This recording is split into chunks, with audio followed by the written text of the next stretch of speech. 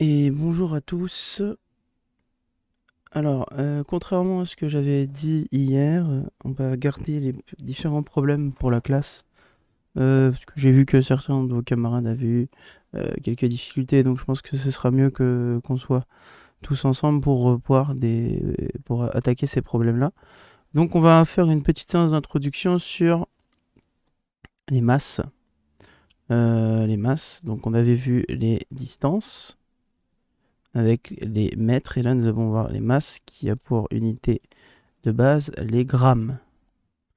Alors, on va faire un petit tableau de conversion comme on avait fait pour les distances, les longueurs. Hop, hop, hop, hop, hop. Il me manque une.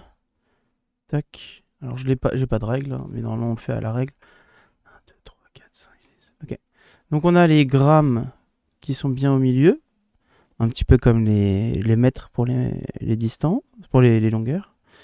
Donc, pareil, quand on va vers la droite, on a des mesures plus petites, des unités plus petites, donc décigrammes, centigrammes, milligrammes, et puis ici nous avons décagrammes, hectogrammes et kilogrammes. Kilogramme qui est une unité qu'on utilise très souvent. On va aussi utiliser les grammes et parfois les milligrammes. Alors là on est surtout par exemple vers la cuisine, ou la mesure, par exemple, je sais pas, on va mesurer une lettre qu'on va envoyer à la poste, et bien on va payer en fonction de la masse de la lettre, donc avec une balance par exemple. Voilà, donc des petits exemples où on peut utiliser ce genre d'unité tous les jours. Les kilogrammes, évidemment, on va l'utiliser très très souvent, puisque ça sert à mesurer la masse des personnes. Donc c'est normal euh, que ce soit l'unité la plus utilisée du coup. Et petite particularité, vous allez peut-être aussi entendre parler de tonnes. Alors la tonne, sachez que la tonne, hop, j'ai mis un de trop. La tonne, c'est comme si on avait deux unités ici qui ne nous intéressent pas, et on peut écrire que une tonne est égale à 1000 kg. Voilà, donc c'est important de le savoir parce que la tonne est souvent utilisée, notamment euh, avec les camions, hein. Quand on dit qu'un camion, par exemple sur la route, on n'a pas le droit de prendre une route si le camion fait plus de 3 tonnes 5. Eh bien 3 tonnes 5, ça correspond à 3500 kg.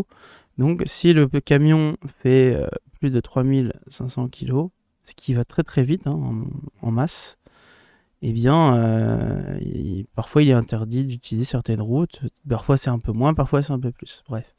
En tout cas, la tonne, c'est très important de le savoir. Ça, c'est une indication. Rappelez-vous, une tonne, c'est 1000 kg.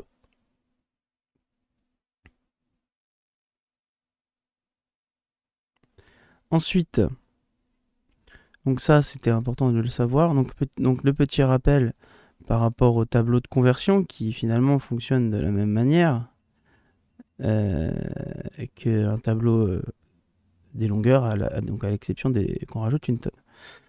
Donc avec tout ça, je vais vous donner un exercice qui va vous demander de réfléchir un petit peu sur l'utilité des différentes unités de mesure.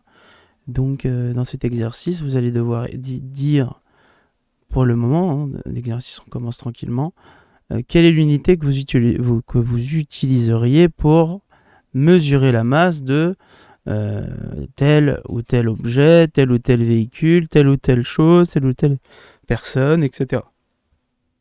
Donc ça, c'est pour l'exercice que je vous donne à faire en mathématiques. Et la semaine prochaine, on continuera tout ce qu'on a vu cette semaine notamment, et on ira un petit peu plus loin. Voilà. Donc je vous envoie cet exercice-là, et je vous dis à tout à l'heure sur une autre vidéo, ou bon week-end si vous avez terminé.